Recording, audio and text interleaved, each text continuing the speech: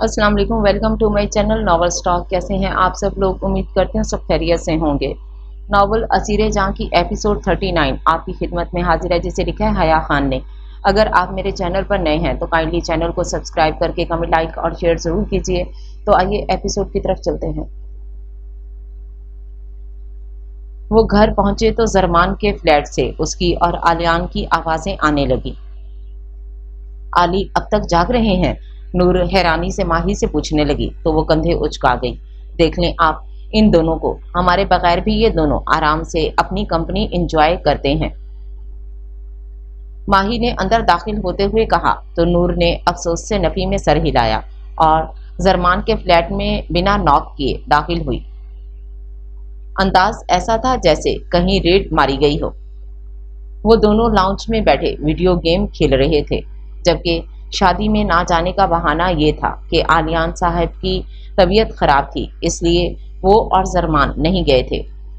नूर जाने से पहले उसे जल्दी सोने का कहकर गई थी, जिस पर उसने मासूमियत से हामी भरते कहा था कि वो बस सोने जा रहा है, और अब वो दोनों बैठे गेम्स खेल रहे थे।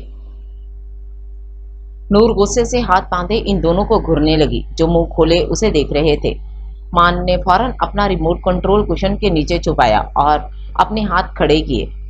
मैंने कुछ नहीं किया, मैं तो कब से कह रहा था सो जाओ, मान ने बमुश्किल मुस्कुराते कहा। तो आलियान ने सदमे सी कैफियत में चेहरा मोड़ते मान को देखा। नो मॉम, मान ने कहा था कि थोड़ी देर खेल लेते हैं, आप लेट आएंगी, मैं सच कह रहा हूँ, मैं तो सोने जा रहा था। वो भी सारा मलबा मान के ऊपर डालता बोला। तो मान ने मसनूई खांसते गुस्से से उसे देखा, जो बिल्कुल बेनियाज सा मासूम शक्ल बनाए नूर को देख रहा था। आज से अगले 2 हफ्तों तक आप दोनों की वीडियो गेम्स बंद हैं और 2 मिनट में अपने रूम में जाकर लेटें आली, वरना हमसे बुरा कोई नहीं होगा। नूर ने जरा रोब से कहा तो इन दोनों ने रोती शक्ल बनाते एक दूसरे को देखा। आलियान मरे मरे कदमों से उठा अपने रूम की तरफ बढ़ गया था, तो मान ने अफसोस से सर हिलाते उसे जाते देखा। जब उसकी नजरें नूर पर उठीं तो गड़बड़ाकर सीधा हुआ। आपने बहुत बिगाड़ रखा है मान इन्हें, ये हमारी एक बात भी नहीं सुनते अब। नूर शिकवा किनार लहजे में बोली तो वो हल्का सा मुस्कुराता सीधा होकर बैठा और उसे आंखों से ही अंदर आकर बैठने का इशारा दिया। नूर उसका इशारा समझती उसके साथ ही 3 सीटर सोफे पर आ बैठी। वो बच्चा है सनशाइन, खेलने कूदने के दिन है उसके। मान अपनी थाई पर कुशन रखता उस पर कोहनी टिकाते और कोहनी पर अपना चेहरा टिकाते फुर्सत से उसकी तरफ मुस्कुराकर देखते हुए बोला तो बेसाख्ता नूर का दिल धड़का। वो फौरन से चेहरा मोड़ती नफी में सर हिला गई। आप तो चले जाएंगे, फिर हमारे लिए मुश्किल हो जाएगी, आली को संभालना। वो चेहरा झुकाते हल्की आवाज में बोली तो जरमान की मुस्कुराहट सिमटी। अभी तो यही हूं, तुम तो दिन गिनने लगी, जरमान हल्का सा हंसते हुए कहते सर झटक गया, तो वो संजीदगी से उसका चेहरा देखने लगी। एक दिन तो चले ही जाना है, हम दिन गिने या ना गिने क्या फर्क पड़ता है, नूर उसका चेहरा देखते हुए बोली, जो उसके लफ्जों पर खुद भी संजीदा हो गया था, लेकिन उसकी तरफ ना पलटा। ये तो हकीकत थी, वो उसकी जिंदगी में कहीं भी नहीं था, जाना तो उसे हर सूरत में ही था। तुम क्या चाहती हो मैं ना जाऊं? वो बेतासुर चेहरे समेत उसे देखते हुए बोला तो वो कई लम्हे उसे देखती रह गई। हमारे चाहने ना चाहने से क्या फर्क पड़ता है, हम तो चाहते हैं आप अपनी माँ की बात मान लें, जो इतने सालों से आपकी राह देख रही हैं। वो धीमी आवाज में पुरसोच नजरों से सामने दीवार को देखते हुए बोली तो जरमान ने बगौर उसका चेहरा देखा। उसने तो कभी उसे कोई आस कोई उम्मीद का सिरा नहीं थमाया था, बल्कि उसने तो अपनी जुबान से कोई ऐसा लफ्ज भी अदा नहीं किया था जिसे महसूस करके जरमान को लगा हो कि हाला नूर के दिल में भी उसके लिए कुछ है। सब तुम्हारे चाहने से ही तो होता है सनशाइन, तुम हुक्म करो और मैं उसका ताबे ना हूं, ऐसा तो कभी हो ही नहीं सकता। वो उससे देखते छुपे लफ्जों में उसकी अहमियत उसे बता गया था। नूर ने चेहरा मोड़ दे उसकी लाइट ब्राउन आंखों में देखा, जिनमें क्या कुछ ना था, लेकिन वो नजर अंदाज करती वापस चेहरा मोड़ गई। زرمان کے دل میں تیر کی طرح لگی تھی اس کی یہ نظر۔ کیا وہ کبھی نہیں سمجھی تھی اس کے احساسات؟ کبھی اس کو یہ شک لاحق نہ ہوا کہ وہ اس کی محبت میں ڈوبا ہوا ہے؟ تم ٹھیک کہہ رہی ہو، مجھے مورے کی بات مان لینی چاہیے۔ وہ دل پر پتھر رکھتے وہاں سے اٹھ کھڑا ہوا تھا تو نور نے اس کی پشت کو حسرت بھری نظروں سے دیکھا، لیکن پھر نظریں پھیر گئی۔ چائے پیئیں گے آپ؟ ہم بنا دیں؟ نور نے اسے سامان سیٹ کرتے دیکھا تو کہا تو وہ تھم کر پلٹتا، اسے دیکھتا مسکراتا نفی میں سر ہلا گیا۔ یہ عادت بھی جلدی چھوٹ جائے تو بہتر ہے، مجھے تو چلے ہی جانا ہے۔ یہ لفظ اس نے جس تکلیف سے کہے تھے، اگر حالہ نور کی جگہ کوئی اور ہوتا تو لمحے میں سمجھ جاتا، لیکن وہ انجان بنتی، خاموش نظروں سے دیکھتی، بامشکل سر ہلاتی وہاں سے پلٹ گئی۔ زرمان نے ٹوٹے دل کے ساتھ اس کا جانا دیکھا تھا، وہ کیسے سمجھتی اس کی تکلیف، اس کا درد۔ وہ تھوڑی اس سے محبت کرتی تھی، یہ تو وہ دیوانہ تھا جو اس کے عشق میں ڈوبا ہوا تھا کہ اس عشق کے سمندر سے کوئی ہاتھ بڑھا کر اسے نکالنا بھی چاہتا تو وہ اس کا ہاتھ جھٹک کر اس سمندر میں خود کو آخری سانس تک ڈبوئے رکھتا۔ اس عشق میں اس نے محبوب کو پانے کی چاہ کب کی تھی؟ وہ تو بس اسے خوش دیکھنا چاہتا تھا، اور اگر کسی معجزے کے تحت وہ اس کی جھولی میں آ گرتی تو پھر اس سے زیادہ خوش نصیب اس دنیا میں اور کون ہوتا؟ وہ سیٹی کی دھن بجاتے آنکھیں بند کیے رولنگ چیئر پر بیٹھا تھا۔ آس پاس اس کے آدمی خوف کے عالم میں سر جھکائے کھڑے تھے۔ وہ جانتے تھے یہ دھن اس کی دہشت تھی جو ان کی رگوں میں خوف بن کر دوڑتی تھی۔ سر، ہم نے ہر قدم پھونک پھونک کر رکھا تھا، لیکن وہ نقاب پوش نہ جانے کون تھا۔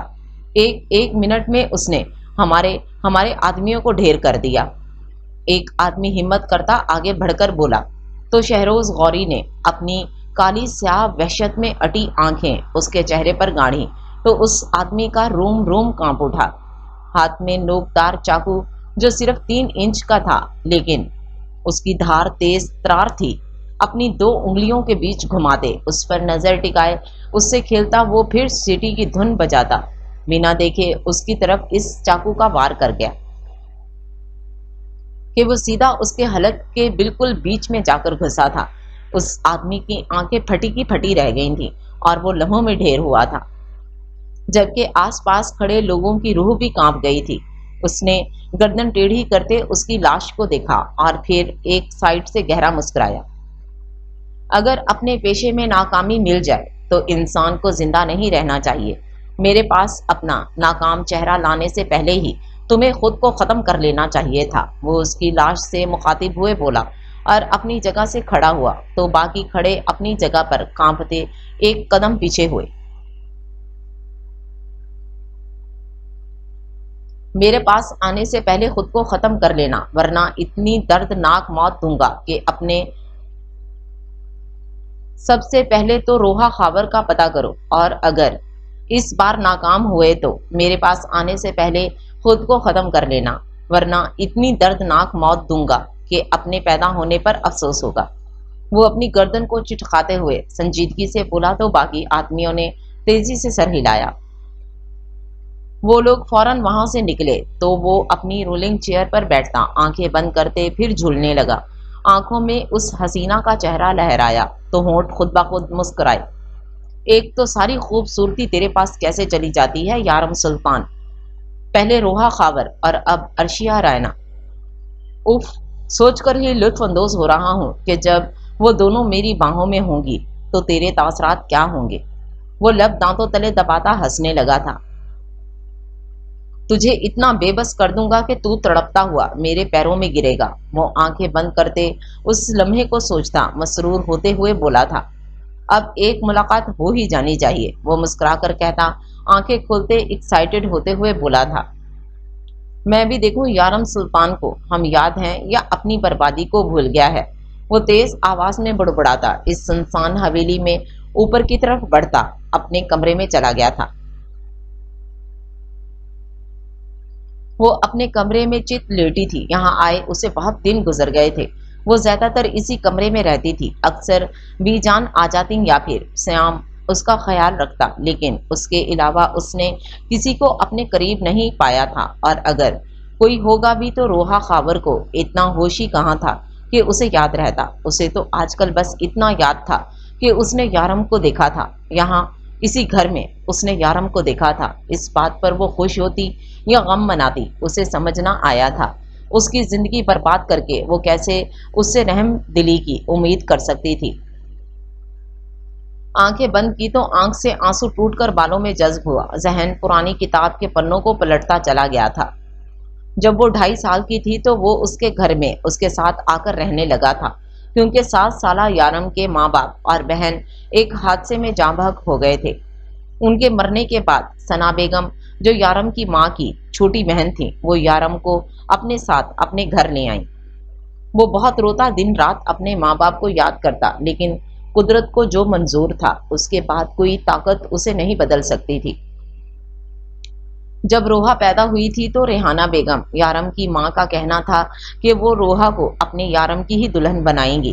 یہ بات یارم کے علم میں بھی تھی۔ وہ چھوٹا سا تھا لیکن اسے روحا اچھی لگتی تھی۔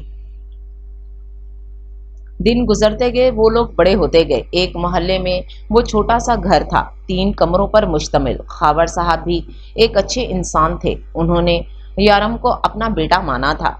اس کی پڑھائی کے تمام اخراجات وہ اٹھاتے تھے۔ ان لوگوں کے لیے مشکل تھا، لیکن وہ ایماندار انسان تھے، محنت کر کے کماتے اور اپنے گھرانے پر لگا دیتے۔ ان کے برابر میں ہی آفندی صاحب کا ایک چھوٹا سا گھرانہ تھا۔ خاور صاحب کی آفندی صاحب سے بہت اچھی دوستی تھی، اس لیے ان لوگوں کا آنا جانا بھی تھا۔ ان کے گھر ایک چھوٹی سی پری آئی تھی۔ خاور صاحب سے مشورے کے بعد آفندی صاحب نے اس بچی کے سر پر ہاتھ رکھا اور اسے اپنی بیٹی تسلیم کر لیا۔ یہ سب باتیں یارم کے سامنے تھیں۔ اس نے آفندی صاحب کے ہاتھ سے اس بچی کو اپنی گود میں لیا، جو چھوٹی سی تھی بالکل، اور یارم کے ہاتھوں میں وہ چھپ سی گئی تھی۔ میں نے اس کا نام ہانم رکھا ہے، ہانم آفندی، میری بیٹی ہے یہ، آفندی صاحب نے نم آنکھوں سے ہانم کا ننھا سا وجود دیکھتے ہوئے کہا، اور یارم کے بال سنوارے تو یارم نے بغور ان کا چہرہ دیکھا۔ اس چھوٹے بچے کی آنکھوں میں بے شمار آنسو آ سمٹے۔ اس کی بھی تو ایسے ہی ایک چھوٹی سی بہن تھی، اگر آج وہ ہوتی تو وہ بھی ہانم جیسی ہوتی۔ آفندی صاحب نے یارم کے آنسو صاف کرتے ہانم کے ننھے سے وجود کو اور یارم کو اپنے سینے سے لگایا۔ یہ تمہاری بھی بہن ہے بیٹا، یارم کی بہن، آفندی صاحب نے مسکراتے اس سے کہا، تو وہ بھی روتے روتے مسکرایا اور ہانم کا چھوٹا سا پھولا ہوا گال چوما۔ یہ میری بہن ہے، یارم کی ہانی۔ وہ اپنے ہاتھ کی پوشت سے آنسو صاف کرتے مسکرا کر بولا، تو آفندی صاحب نے بھی سر اسبات میں ہلایا۔ یارم ایک سلجھا ہوا سنجیدہ بچہ تھا۔ بے شک خاور صاحب اور ثنا بیگم نے اسے کبھی کوئی کمی محسوس ہونے نہیں دی تھی، لیکن وہ پھر بھی یہ بات سمجھتا تھا کہ یہ اس کی ذات پر ایک بہت بڑا احسان ہے۔ عمر گزرتی گئی، وہ 15 سال کا ہوا اور روحا خاور 11 کی۔ یارم کو وہ اچھی لگتی تھی، لیکن وہ اپنی نظریں جھکا لیا کرتا تھا۔ وہ جانتا تھا یہی اس کا نصیب ہے۔ وہ جتنی بڑی ہوتی جا رہی تھی، حسن اور خوبصورتی سمیٹتی جا رہی تھی۔ ثنا بیگم کی تربیت میں، یارم کے اخلاق میں مزید نکھار آتا گیا۔ وہ روز ظہر کے بعد قرآن پاک پڑھتی۔ یارم کا قرآن پاک مکمل ہو چکا تھا، جبکہ اب وہ روحا اور ہانم کو پڑھاتی۔ ان دونوں کی خاصی اچھی دوستی تھی۔ ہانم ہمیشہ سے بہت دوستانہ مزاج کی مالک تھی، جبکہ اس کے برعکس روحا ذرا اکھڑے اور مغرور مزاج کی مالک تھی، جسے اپنی خوبصورتی پر بہت غرور تھا۔ ہمیشہ بہتر سے بہترین اس کی پسند رہی تھی۔ اس کے نکچڑے پن کے باوجود ہانم اس کے ہمیشہ ساتھ رہتی تھی، لیکن اسے خاصا فرق نہ پڑتا ہانم کے ہونے نہ ہونے سے۔ یارم اس کے ساتھ اس کے گھر میں ہی رہتا تھا۔ وہ خود ہی اس سے زیادہ بات نہیں کرتا تھا۔ وقت کے ساتھ ساتھ وہ عقل رکھنے لگا تھا اور اپنی پسند کو سمجھتے وہ اس سے دوری اختیار رکھتا تھا، جبکہ اس کے برعکس روحا اس سے ہمیشہ میٹھی چھری بن کر مخاطب ہوتی تھی۔ وہ انجان تو نہ تھی اس کی چھپی محبت سے۔ وہ نہایت دلکش لڑکا تھا اور وقت کے ساتھ ساتھ وہ مزید ہینڈسم ہوتا جا رہا تھا۔ اکثر ثنا بیگم روحا کو طریقے سے دوپٹہ اوڑھنے اور باہر نکلتے وقت عبائے کو پہننے کی تاکید کرتی تھیں، क्योंकि वो जवानी की दहलीज पर कदम रखने लगी थी, लेकिन इससे रोहा की तबीयत में चिड़चिड़ापन पैदा होना शुरू हो गया था। एक तो वो एक गरीब घराने में पैदा हो गई थी, उस पर अगर खूबसूरती उसे तोहफे की सूरत मिल ही गई थी तो क्या अब वो उसे भी ढांप कर रखती। लेकिन माँ के गुस्सा के आगे मजबूर होते वो अक्सर अबाएं पहनकर जाती थी।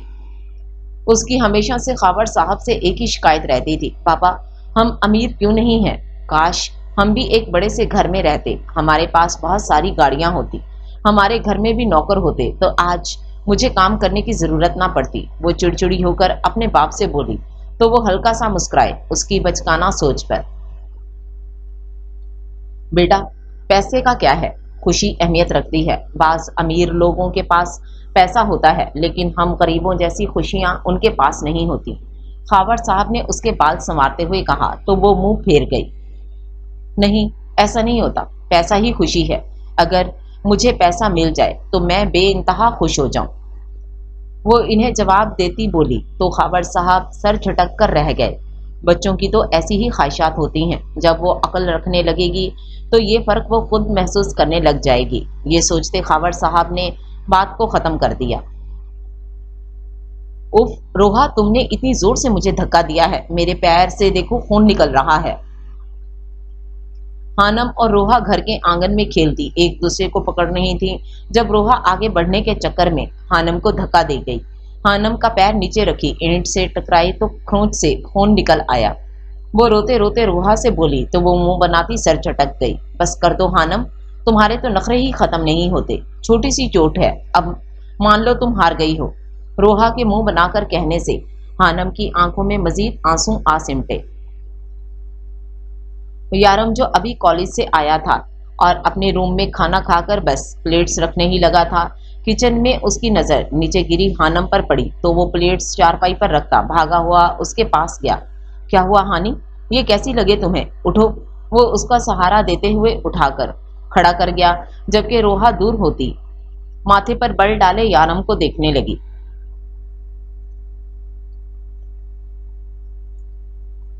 वो हमेशा से ही उसे कुछ ज्यादा ही अटेंशन देता था, जिससे रोहा को बहुत चिढ़ होती थी, जैसे अब हो रही थी। यारम ने हानम को लाते चारपाई पर बिठाया और उसका पैर देखा जो छिल गया था पूरा। हानम, मैं आपको समझाता हूँ ना कि ध्यान से खेलते हैं, देखो कितना ज्यादा लग गया, आप यहीं बैठो, मैं कमरे से कॉटन लेकर आता हूँ। यारम उसे प्यार से डांटता समझाता अपने कमरे में गया और फिर आकर उसके जख्म को अच्छी तरह साफ करते उस पर दवाई लगाई। रोहा ने धक्का दिया मुझे और मैं गिर गई, हानम ने रोते हुए बताया तो यारम ने रोहा को देखा। वो हानम की साफ गोई पर गड़बड़ाई। नहीं, मैंने धक्का कब दिया, तुम्हें झूठ मत कहो हानम। रोहा ने हानम को आंखें दिखाते कहा तो यारम ने खामोशी से नजरें फेरी। वो रोहा को तो कुछ कह भी नहीं सकता था, वजह पसंदगी भी थी और उसके माँ बाप का एहसान भी। अब आराम से खेलना, फिलहाल आराम करो। यारम हानम की नाक खींचते जरा मुस्कुराकर बोला तो हानम मुस्कुराती सर हिला गई। अपनी नीली संजीदा आंखों से एक नजर रोहा को देखा जो पिंक कलर की कमीज शलवार में पोनी बांधे बिना दुपट्टे के खड़ी थी। यारम ने खामोशी से नजरों का साविया बदला और वहां से उठकर अंदर की तरफ बढ़ गया।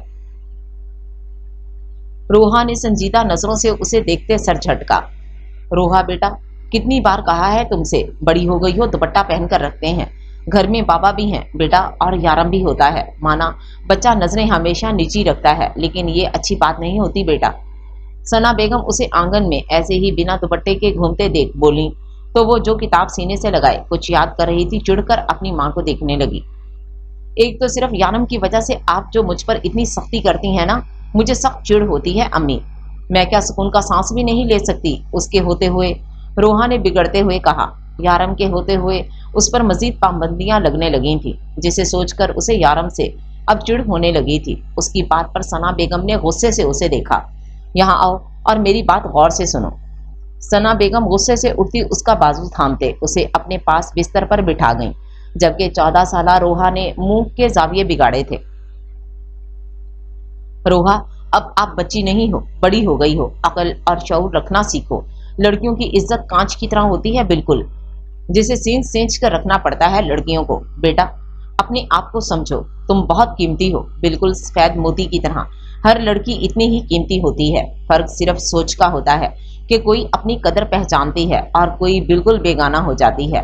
آپ اپنی قدر جانو، ثنا بیگم نے پیار سے اس کا گال سہلاتے سمجھایا، تو وہ فی الحال خاموش ہوتے سر ہلا گئی۔ میری بیٹی بہت قیمتی ہے، اسے میں کسی بہت قدردان کے ہاتھوں میں دوں گی جو اس کی بہت قدر کرے گا۔ ثنا بیگم مسکراتی اسے گلے لگا کر بولی، جبکہ یہ بات کہتے ان کی آنکھوں میں یارم کا چہرہ آیا تھا۔ یارم، کیا کر رہے ہو بیٹا؟ صبح جاتے ہو، شام آتے ہو، پڑھتے رہتے ہو ہر وقت۔ بیٹا کبھی خود پر بھی توجہ دو، دیکھو کتنے کمزور ہو رہے ہو میرے بچے۔ ثنا بیگم پریشانی سے اس کے کمرے میں آتے ہوئے بولی، تو وہ گہری سانس بھرتے تھکن سے چور ان کی گود میں سر رکھ گیا۔ آنی، آپ بس میری کامیابی کی دعائیں کیا کریں، میں چاہتا ہوں کہ میرا اپنا گھر ہو جہاں ہم سب ساتھ رہیں۔ وہ آنکھیں بند کیے بولا تو ثنا بیگم نے مسکراتے اس کے بالوں میں ہاتھ پھیرا، میرا بیٹا بہت ترقی کرے گا، دیکھنا، مجھے پورا یقین ہے۔ ثنا بیگم کی بات پر اس نے نیلی سمندر سی گہری آنکھیں کھولتے انہیں پیار سے دیکھا، جن میں اسے اپنی ماں کی شبیہ نظر آتی تھی۔ ماں بھی یہی کہتی تھی، وہ بولا تو ثنا بیگم کو اس کی آواز اور لہجہ آسودہ لگا۔ میں بھی تمہاری ماں ہوں میرے بیٹے، میرا یارم مجھے سب سے پیارا ہے۔ ثنا بیگم اس کا ماتھا چومتی ہوئی بولی تو وہ مسکراتا آنکھیں بند کر گیا۔ وہ جانتا تھا وہ سچ کہہ رہی ہیں۔ دن گزرتے گئے، یارم نے اپنی جوانی میں قدم رکھا تھا۔ وہ شکل و صورت سے کسی شہزادوں سے کم نہ تھا، لیکن صحت اس کی عام سی تھی۔ ہر وقت پڑھائی میں جٹے رہنا اس کے لیے بہت ضروری تھا۔ دن رات کی محنت کا نتیجہ تھا جو اسکالرشپ کے ذریعے اسے شہر کی بڑی یونیورسٹی میں اس کا ایڈمیشن ہوا تھا۔ اپنی عام سی بائک پر وہ یونیورسٹی میں داخل ہوا تو اس کی بائک کسی کی کار سے ٹکراتے ٹکراتے بچی۔ یارم نے ایک دم بریک ماری، جبکہ سامنے کار میں بیٹھے شخص نے بھی بر وقت بریک لگائی تھی، ورنہ تصادم برا ہی ہونا تھا۔ زاویار وجاہت سکندر اپنی کار سے باہر آیا اور عادت کے مطابق ماتھے پر گہرے بل ڈالے اپنی کار کو دیکھنے لگا، اور پھر سامنے نظر پڑی جہاں ایک لڑکا بلیک ٹی شرٹ اور بلو جینز میں بائک پر بیٹھا سنجیدگی سے اسے ہی دیکھ رہا تھا۔ نظر نہیں آتا تمہیں؟ اگر ابھی ٹکر ہو جاتی تو تم اپنی اس کچرا بائک کو بیچ کر بھی اس کی قیمت ادا نہ کر پاتے۔ زاویار نے گہرے بلوں سے غصہ سمیت بولا تو یارم نے جبڑے بھینچتے اسے دیکھا۔ اگر آنکھیں کھول کر ڈرائیو کرو گے تو اتنی انرجی ویسٹ کرنے کی نوبت نہیں آئے گی۔ یارم اسے اوپر سے لے کر نیچے تک ایک نظر دیکھتا غصے سے کہتا، سنجیدہ تاثرات لیے اپنی بائک لیے آگے بڑھ گیا۔ زاویار نے پلٹ کر اسے جاتے دیکھا تھا۔ اس کھٹارا بائک پر بیٹھ کر وہ ایسے ایٹیٹیوڈ دکھا رہا تھا جیسے وہ کسی لینڈ کروزر میں آیا ہو۔ زاویار ماتھے پر بل ڈالتے کار میں بیٹھتا پارکنگ کی طرف بڑھ گیا تھا، جبکہ اس کی جگہ پر کھڑی وہی بائک دیکھ زاویار کا ماتھا پھر ٹھٹکا۔ وٹ دا ہے ظفر، یہاں میری کار پارک ہوتی ہے نا، پھر یہ کس کی بائک کھڑی ہے؟ ہٹاؤ فوراً اسے یہاں سے۔ زاویار مٹھیاں بھینچتے غصے سے وہاں کھڑے گارڈ سے بولا، وہ صاحب میں نے اس لڑکے کو بتایا تھا کہ یہاں پر زاویار سکندر کی گاڑی کھڑی ہوتی ہے، لیکن اس نے کہا کہ وہ کسی زاویار سکندر کو نہیں جانتا اور بائک یہیں کھڑی کر کے چلا گیا۔ اس کی آنکھوں سے مجھے ڈر لگ رہا تھا، اس لیے میں کچھ بول نہیں سکا۔ ظفر پریشانی سے بال کھجاتے ہوئے بولا تو زاویار نے خونخوار نظروں سے اسے دیکھا۔ اس سے پہلے میں یہ بائک توڑ کر پھینکوں، فوراً اسے یہاں سے ہٹاؤ ورنہ تمہاری ہڈیاں بھی توڑ دوں گا۔ زاویار غرا کر بولا تو ظفر ڈر کر 2 قدم پیچھے ہوا۔ اسے تو اس سائیکو آدمی سے بھی ایسے ہی ڈر لگتا تھا اور اس کے جیسا اب ایک اور آ گیا تھا۔ ظفر نے سر جھٹک کر جلدی سے سر اسپات میں ہلایا اور اس کی بائک کو پکڑتے ذرا سائڈ پر کیا تو زاویار نے آگے بڑھتے اپنی جگہ پر کار پارک کی۔ ابھی وہ لوگ پہلا لیکچر لے رہے تھے۔ زاویار کی نظر یارم پر بھی پڑی تھی جو بالکل فرنٹ پر بیٹھا تھا۔ اسے نظر انداز کرتے زاویار لیکچر کی طرف متوجہ ہوا تھا۔ وہ لوگ کلاس لیتے باہر نکلے جب ایک گینگ جو انہی کے بیچ کا تھا آتے جاتے لڑکیوں کو سیٹیاں مارتے دیکھنے لگے۔ ان کے حلیے سے بھی وہ لوگ کوئی آوارہ بدماش لگے تھے۔ زاویار کے ماتھے پر بل پڑے تھے یہ دیکھ، لیکن وہ شروع کے دنوں میں ہی کوئی تماشا نہیں چاہتا تھا، اس لیے نظر انداز کرتے آگے بڑھ گیا۔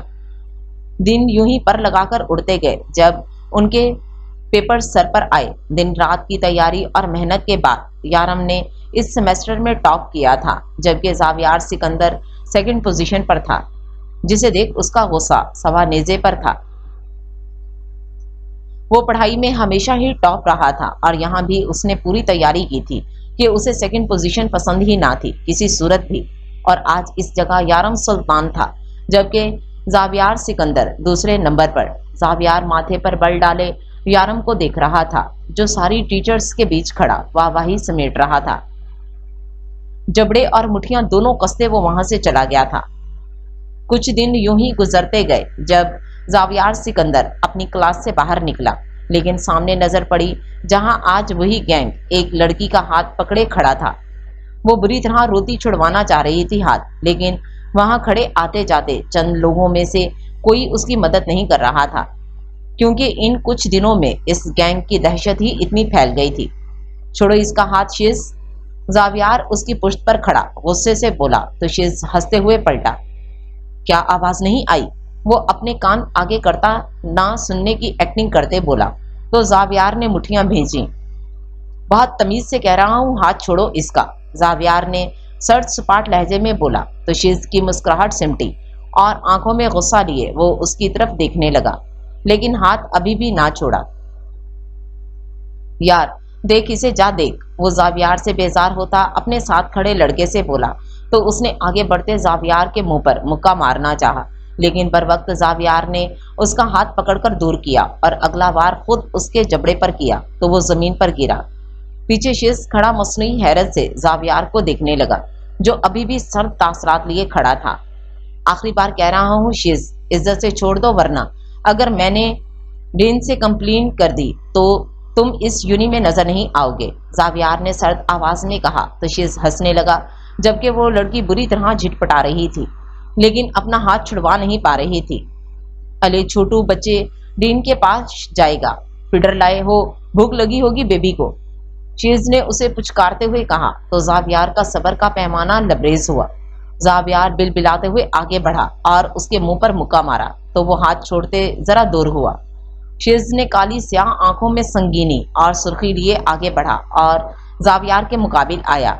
ये तूने ठीक नहीं किया, शिज जरा मुस्कुराकर कहता उसके पेट पर अपना घुटना मार गया था कि तकलीफ से ज़ावियार की आंखें बंद हुई तो शिज ने उसके मुंह पर बुरी तरह वार किया तो वो जमीन पर गिरा। बेबी, कहा था ना पहले फीडर पीकर आया करो, फिर कदम उठाया करो, शिज उसके पेट पर फिर से लात मारते हुए बोला तो ज़ावियार ने तकलीफ से आंखें मींची। जब किसी ने जोरदार शिज के जबड़ों पर वार किया था वो बुरी तरह से लड़खड़ाकर दूर हुआ। हैरत से उसने मुंह मोड़कर देखा, जहां एक लड़का सुर्ख और सफेद रंगत में सफेद टी शर्ट पहने नीली सर्द आंखों से उसी को देख रहा था। शिज गुस्से से आगे बढ़ा और उस पर वार करता कि यारम ने उसका हाथ पकड़ा और उसे दूर झटका। छोड़ो लड़की को, यारम ने गुस्से से कहा तो शिज ने जबड़े भींचे। साले, तेरी इतनी हिम्मत, तू शहरोज गाजी पर हाथ उठाएगा? शिज आगे बढ़ता जब यारम ने उसके सीने पर लात मारते उसे खुद से दूर किया। जब सारे टीचर्स वहां जमा होना शुरू हुए, शिज गुस्से से आगे बढ़ता कि प्रिंसिपल भागे हुए उनके पास आया तो उसके दोस्त उस लड़की का हाथ खुद ब खुद छोड़ गए। क्या हो रहा है यहाँ? ये यूनी है, मैदान जंग नहीं है, प्रिंसिपल गुस्से से बोले, जबकि शिज की तरह सुर्ख नजरें यारम पर ही टिकी थीं, जो स्पाट चेहरा लिए खड़ा वहां खड़ा था। सर, ये लड़के मुझसे बदतमीजी कर रहे थे, इन दोनों ने मुझे आकर बचाने की कोशिश की तो ये आगे से मारपीट करने लगे, वो लड़की रोते हुए बोली तो प्रिंसिपल साहब ने गुस्से से शिज को देखा। ये उसकी तीसरी कंप्लेन थी। शहरोज गाजी, मेरे कैबिन में आए अभी, प्रिंसिपल ने शिज को कहा तो वो गुस्से से आंखें मीचते वहां से आगे बढ़ा, लेकिन यारम को वार्निंग भरी निगाहों से देखना ना भूला था। वो सब वहां से जा चुके थे, जबकि ज़ावियार अभी भी जमीन पर बैठा यारम को ही देख रहा था। यारम ने हाथ आगे बढ़ाया तो वो उसका हाथ थामता जमीन से उठा। तुम ठीक हो? यारम के पूछने पर ज़ावियार ने सर अस्बात में हिलाया और अपने कपड़ों से मट्टी साफ की। थैंक्स, ज़ावियार ने उसकी तरफ देखते कहा तो यारम ने तंजिया मुस्कुराते आंखें घुमाई। इट्स ओके, वो कहते आगे बढ़ा तो ज़ावियार भी उसके साथ ही चल दिया। इस लड़के की वजह से आजकल वो वैसे भी काफी ज़िच था। अच्छे मौका पर प्रिंसिपल आ गए, वरना तुम्हारी भी ऐसे ही मार पिटाई हो जानी थी। देखा नहीं था शहरोज गाजी की बॉडी को? ज़ावियार तंजिया बोला, क्योंकि शहरोज की सेहत इन दोनों की सेहत से कहीं गुना बेहतर थी। अपनी जान बचाने के लिए वर्जिशी जिसामत नहीं बल्कि गट्स चाहिए होते हैं। यारम ने उसे देख तंजिया तार पर कहा तो वो माथे पर बल डाले उस खड़ूस शख्स को देखने लगा। तुम क्या कहना चाह रहे हो? मेरे पास गट्स नहीं है? मैं डर गया था इससे, ज़ावियार हत्थे से उखड़ता बोला। तो यारम ने सूरज की रोशनी चेहरे पर पड़ते आंखें छोटी किए चेहरा मोड़कर उसे देखा और सर झटका। हाँ, मैं यही कहना चाह रहा हूँ, यारम ने संजीदा लहजे में कहा। तो ज़ावियार ने भवें भेजी। ज्यादा ही मगरूर नहीं हो तुम? ज़ावियार ने गुस्से से उसे देखा। असल में उसे खुद से बढ़कर मगरूर शख्सियत हजम नहीं हो रही थी, इसलिए वो यारम से ज्यादा चिढ़ रहा था। मैं मगरूर नहीं हूँ, हकीकत पसंद हूँ, अब तुम चाहे जो समझो, यारम ने संजीदगी से कहा। तो ज़ावियार ने इस अजीब शख्स को बगौर देखा। कौन सी ट्रिक इस्तेमाल कर रहे हो तुम ये? ज़ावियार ने उसके साथ चलते कहा। तो यारम ने सवालिया नजरों से उसे देखा। पढ़ाई की बात कर रहा हूं मैं, मुझे नहीं पसंद कोई पहली पोजीशन ले जाए जो हमेशा से मेरी होती है, और तुम टफ टाइम दे रहे हो मुझे। ज़ावियार ने माथे पर बल डाले कहा। तो यारम ने भी धूप चेहरे पर पड़ते आंखें छोटी किए उसे संजीदगी से देखा। तुम्हारी पोजीशन हासिल करने में मुझे कोई दिलचस्पी नहीं है, क्योंकि ये पोजीशन सिर्फ मेरी है, यारम कहते आगे बढ़ गया। तो ज़ावियार भी उसके साथ आगे बढ़ा। देख लेते हैं नेक्स्ट सेमेस्टर में किसकी जीत होती है, ज़ावियार ने भवें भेजते कहा। तो यारम ने हल्का सा मुस्कुराते उसका चैलेंज कबूल किया। देख लेते हैं। यारम के मुस्कुराने पर ज़ावियार भी मुस्कुराया। ठीक है, देखते हैं किसकी मेहनत रंग लाती है, ज़ावियार ने हाथ आगे बढ़ाते कहा। तो यारम ने एक नज़र उसे देखा और दूसरी नज़र उसके हाथ को। ठीक है, यारम ने उसका हाथ थामते सर अस्बात में हिलाया और यहाँ से शुरू हुई थी ज़ावियार और यारम की गहरी दोस्ती की दास्तां।